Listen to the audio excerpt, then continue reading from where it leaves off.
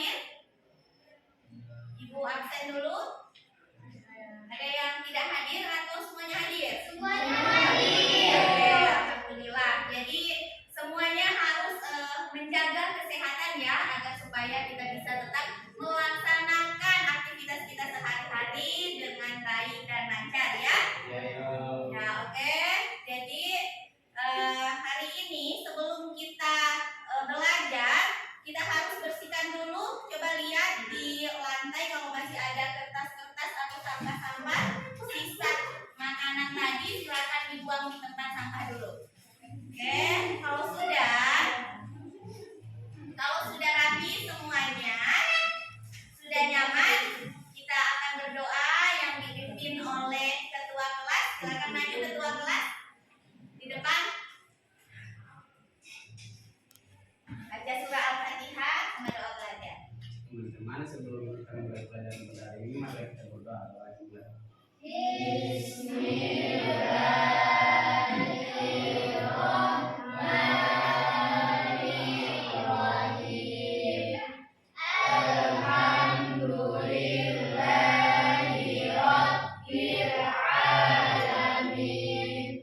Oke, anak-anak, sebelum kita belajar, nah di sini coba kalian lihat, di situ sudah tertera ada rasa senang, sedih ataupun marah ya, ekspresi kalian.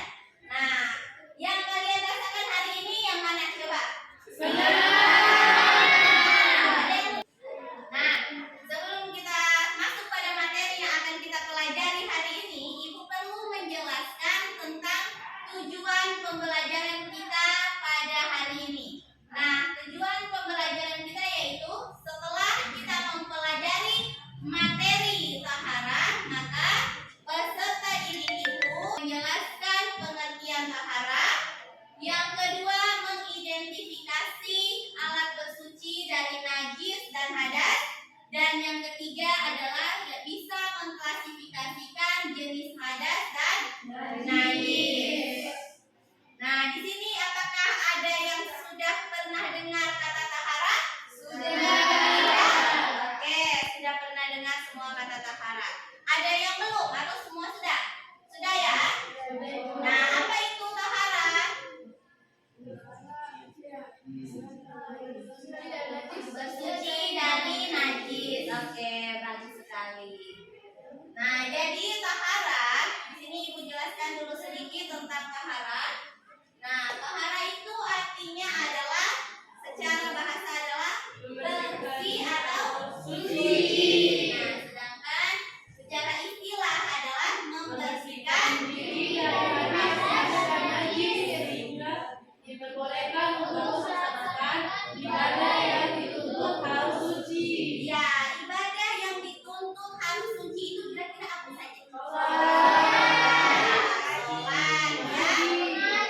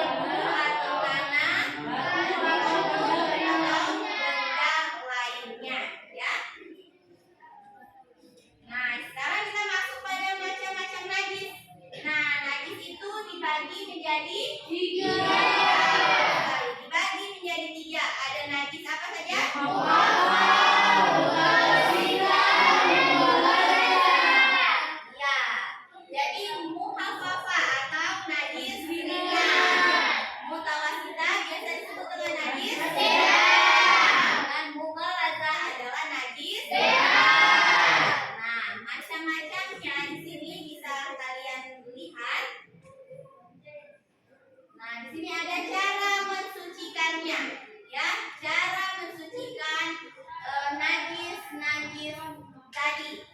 Najis muhafafah, cara mensucikannya adalah cukup dengan membersihkan air pada tempat yang terkena najis. Sedangkan najis mutawasitah dengan cara membasuh tempat yang terkena najis sampai tujuan dan baunya hilang. ya. Sedangkan najis mubalaghah Membasuh satu sekali dan salah satunya dengan menggunakan campuran. ya. Nah, tadi sudah sedikit Ibu memberikan penjelasan tentang taharah. Ya, ada alat-alat bersuci. Nah, ada macam-macam najis dan cara mensucikannya. Di sini Ibu akan membagi kalian menjadi 3 kelompok dan kalian akan mendiskusikan satu masalah yang akan Ibu bagikan. Di sini Ibu sudah siapkan LKPD. Akan Ibu bagikan setiap kelompok dan kalian diskusikan masalah yang sudah ada di dalam LKPD. Mengerti?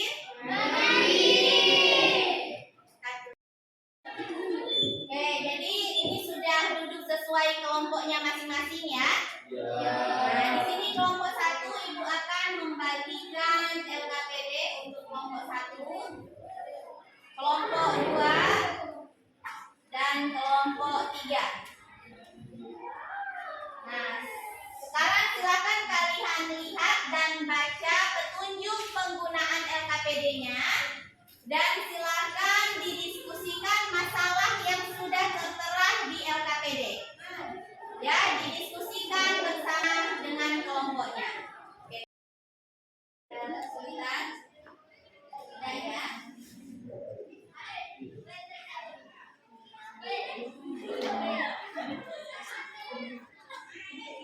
Kelompok 2.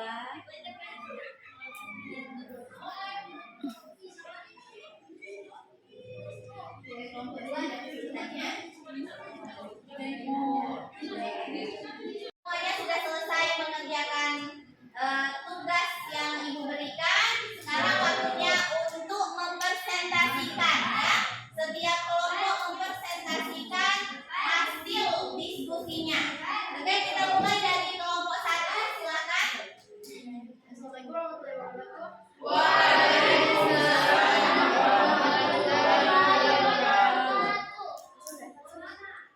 Seiring dengan berkembangnya peradaban manusia, bersuci dengan menggunakan batu sudah jarang ditemukan. Saat ini sudah digantikan dengan menggunakan tisu. Bagaimana pendapat Anda tentang hal ini? Jawabannya adalah dibolehkan menggunakan tisu atau kertas dan semacamnya dalam membersihkan najis dan dianggap sah serta cukup jika dapat membersihkan bagian yang terkena najis, baik kubur maupun dubur. Yang utama dalam hal ini adalah dengan menggunakannya dengan ganjil dan seharusnya tidak kurang dari 3 usapan. Tujuan bersuci adalah menghilangkan najis, apakah dengan tisu, kertas, debu, batu, kecuali tidak dibolehkan bersuci dengan sesuatu yang dilarang syariat seperti tulang atau kotoran hewan. Sekian dari presentasi saya. Oke. Waalaikumsalam. Oke, selanjutnya kelompok 2. Silakan.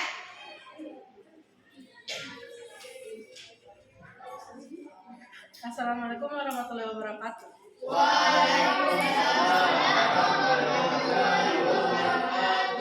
Ketika menjemur pakaian, baju Heri terkena kotoran burung. Kemudian, Heri membersihkan kotoran tersebut dengan cara membersihkan air pada baju yang terkena najis tersebut. Bagaimana menurut Anda tentang sikap Heri? Jawaban, yang perlu dilakukan Heri adalah mendeteksi kotoran burung itu apakah termasuk najis ringan, sedang, atau berat. Setelah diketahui bahwa kotoran burung termasuk najis sedang, maka yang dilakukan Heri adalah yang pertama membersihkan kotoran burung tersebut dari bajunya, kemudian membasuh tempat yang terkena najis sampai warna, zat, dan baunya hilang. Sekian dari saya, terima kasih. Oke, terima kasih kelompok 2. Lanjut untuk kelompok 3. Silakan presentasikan hasilnya. Assalamualaikum warahmatullahi wabarakatuh.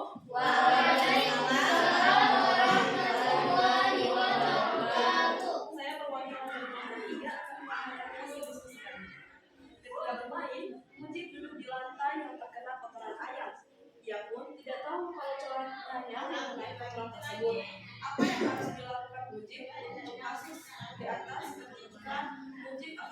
melaksanakan sholat. Maka hasil diskusi kami adalah ketika akan melaksanakan sholat, maka wajib harus memperhatikan kebersihan badan, pakaian, dan tempat. Karena salah satu syarat sahnya sholat adalah suci badan, pakaian, dan tempat yang digunakan untuk sholat. Jadi, jika pakaian wajib terkena najis, maka wajib mengganti atau membersihkan dahulu pakaian yang terkena najis tersebut. Sekian dari saya. Wassalamualaikum warahmatullahi wabarakatuh.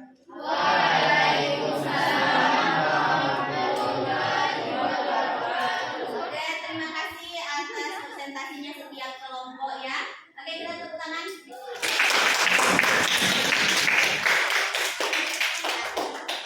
Sekarang kita sudah masuk pada akhir ya dari pembahasan materi kita. Nah, sekarang siapa yang mau memberikan kesimpulan hasil dari pelajaran kita dari awal hingga akhir ini? Oke, silakan. Kesimpulannya adalah najis dibagi menjadi tiga, ada najis muafafa atau najis ringan, najis mutawasita atau najis sedang, dan najis mualada atau najis berat. Contoh najis muafafa adalah air kecil anak-anak lelaki yang berusia kurang dari 2 tahun. Cara membersihkannya adalah hanya dengan percikan air di atas najis tersebut. Oke, baik, terima kasih. Yang untuk najis berikutnya ada yang mau menyampaikan? Oke, silakan.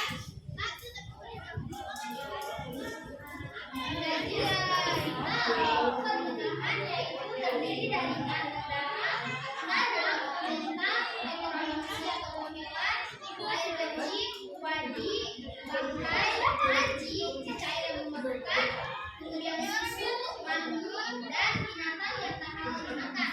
Nah, cara mensucikannya adalah mencuci dengan air berulang hingga hilang 3 perkara, yaitu warna, bau, dan rasa. Oke, terima kasih. Selanjutnya kita berikan kesempatan kepada kelompok 3 kesimpulannya. Segala perkara yang ada hubungan dengan bau dan angin, batu didekati dengan satu batuan itu mendapat air yang dicampur dengan bau. Oke, terima kasih ya. Oke, jadi hari ini kita sudah mengambil kesimpulan dari pembelajaran kita hari ini. Anak, jadi pertemuan kita cukup sampai di sini. Dan untuk pertemuan selanjutnya kita akan mempelajari tentang ketentuan hadas, macam-macamnya, dan cara mensucikannya. Tolong dipelajari di rumah ya. Bisa dipinjam buku di perpustakaan atau membaca dari internet, itu juga bisa ya. Nah, setelah kita mempelajari materi tahara, bagaimana perasaan kalian hari ini? Nah, apakah materinya bisa dipahami? Bisa.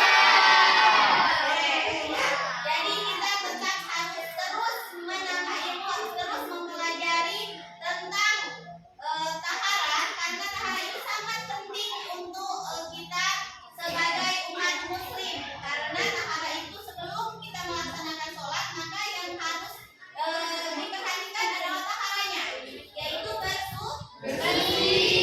Salah satu syarat untuk melaksanakan sholat adalah bersuci terlebih dahulu.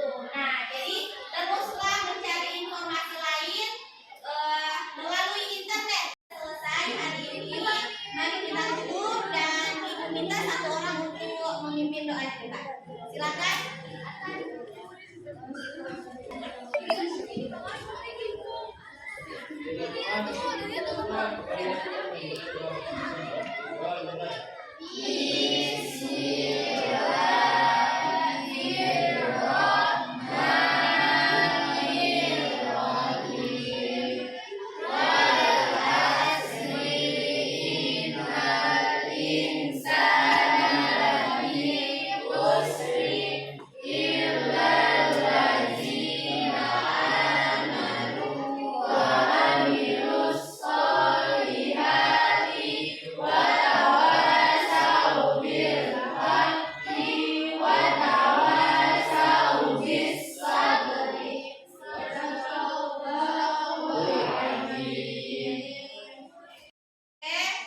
pembelajaran kita sudah selesai. Terima kasih atas perhatiannya semua. Jangan lupa belajar di rumah ya. Jangan lupa membantu orang tua dan perhatikan kesehatan ya. Mari kita tutup dengan melafazkan hamdalah alhamdulillah. Wassalamualaikum warahmatullahi wabarakatuh. Waalaikumsalam warahmatullahi wabarakatuh.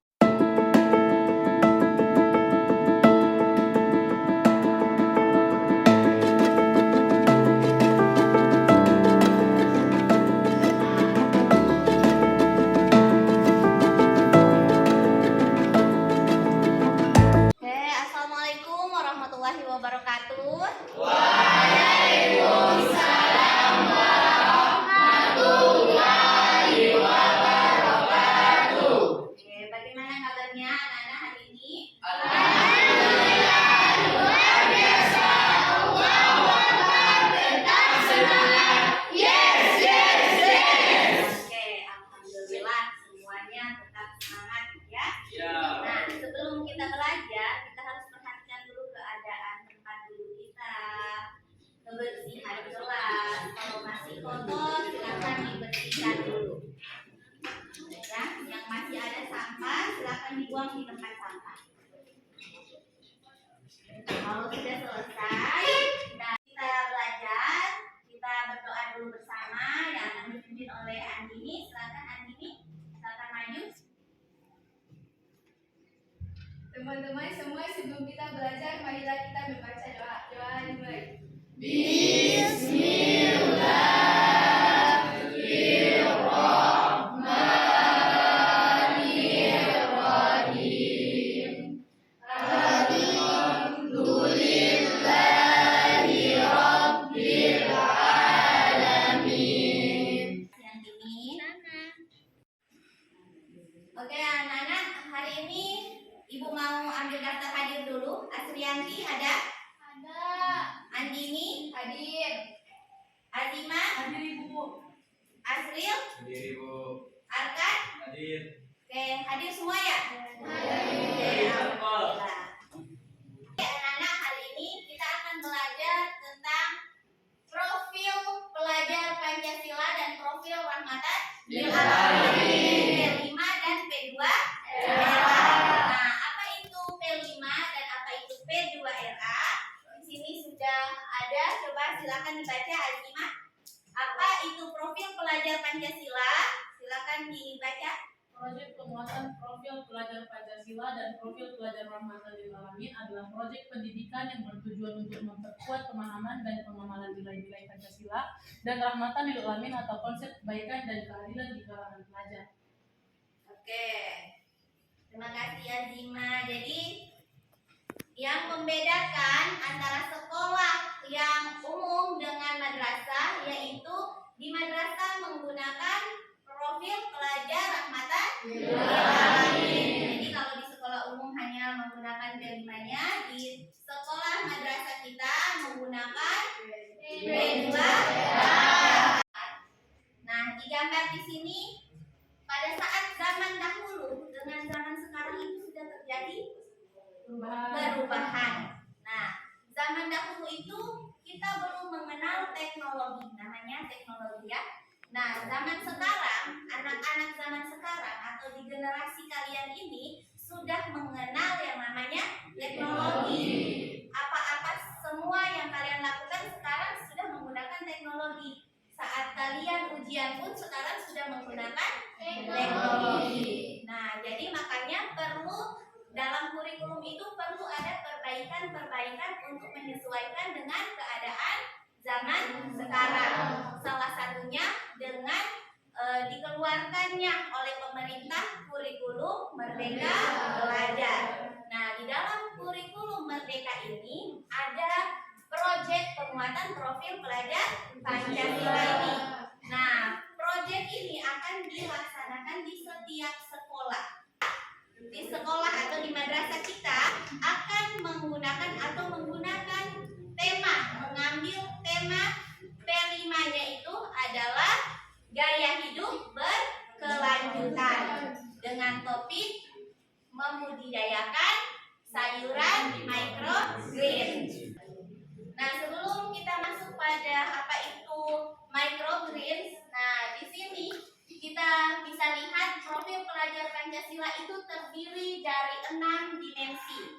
Jadi ada 6 dimensinya. Yang pertama adalah, coba silakan dibaca Andini. Beriman dan Bertakwa kepada Tuhan yang Maha Esa dan berakhlak mulia. Kedua, mandiri. Ketiga, bergotong royong. Keempat, berkebinekaan global. Kelima, dan keenam kreatif. Nah, ini adalah kreatif ya, salah satu tujuan untuk supaya kita anak-anak Indonesia itu akan selalu berpikir kreatif ya. Pelajar juga mengamalkan nilai-nilai beragama yang moderat sebagai pelajar Indonesia maupun warga dunia. Nilai moderasi beragama ini yaitu meliputi berkeadaban, keberagaman dan kewarganegaraan dan kebangsaan, mengambil jalan tengah, berimbang, lurus dan tegas, kesetaraan, musyawarah, toleransi, dan administrasi inovatif. Ya, pelaksanaan proyek penguatan profil Pancasila dan profil pelajar rahmatan lil alamin. Nah, ini kegiatan ini merupakan kegiatan kokurikuler yang dapat diintegrasikan dengan atau dalam intrakurikuler ataupun ekstrakurikuler. Nah, bisa dilakukan secara fleksibel. Jadi sudah ada ditentukan waktu-waktunya. Dan nanti kita akan menggunakan yang namanya sistem blok, ya. Ini bisa kita lihat ada prinsip-prinsip dari P5P2RA itu ada 9 prinsipnya. Proyek ini diharapkan peserta didiknya yang lebih aktif. Ya, jadi peserta didik yang lebih aktif karena berpusat pada peserta didik. Guru di sini hanya sebagai fasilitator mengarahkan peserta didik untuk melakukan apa yang sudah kita tentukan. Oke, jadi sekarang untuk kita mengetahui lebih jauh lagi apa itu tanaman microgreens, silakan kalian amati video yang akan Ibu putarkan. Hai teman-teman, selamat datang di channel FYB.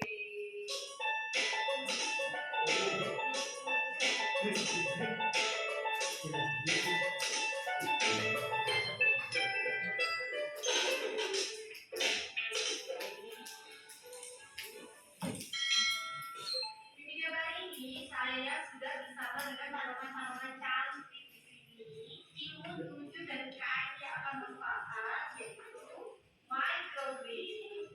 Sebelum kita bahas lebih lanjut, yuk kita kenalan dulu dengan apa itu microgreens. Ya, microgreens adalah tanaman yang ukurannya itu lebih besar daripada kecambah atau sprout, tapi lebih kecil dari tanaman dewasa. Jadi sayuran itu yang biasa kita konsumsi itu ada beberapa stage pertumbuhan atau beberapa tingkat pertumbuhan. Yang pertama itu adalah kecambah atau sprout seperti ini. Lalu ada juga microgreens seperti ini, microgreens. Lalu ada baby greens, tanaman yang masih remaja. Ada juga tanaman sudah dewasa, fully mature vegetables. Sejarah awalnya dari penanaman microgreens ini, dulu para chef di restoran-restoran itu membuat microgreens ini untuk dijadikan sebagai garnish dan sebagai penambah cita rasa. Kita bahas tentang bedanya microgreens dengan kecambah ya teman-teman. Kalau kecambah atau sprout itu dia masih ada akarnya dan dia tumbuhnya di tempat yang gelap dan lembab. Sedangkan microgreens itu tanaman kecil seperti ini. Kita akan konsumsi hanya batang dan daunnya saja.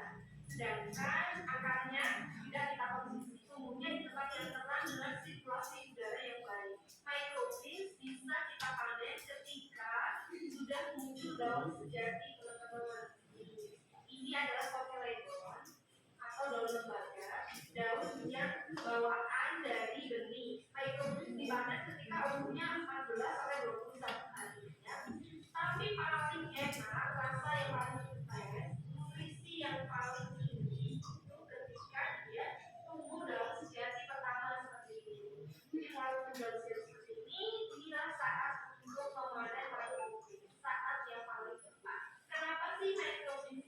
menjadi salah satu sayuran yang layak untuk ditanam.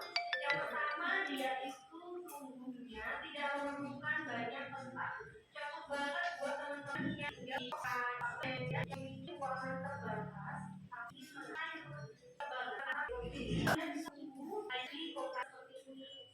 Bisa juga di pot kecil atau tray atau baki besar.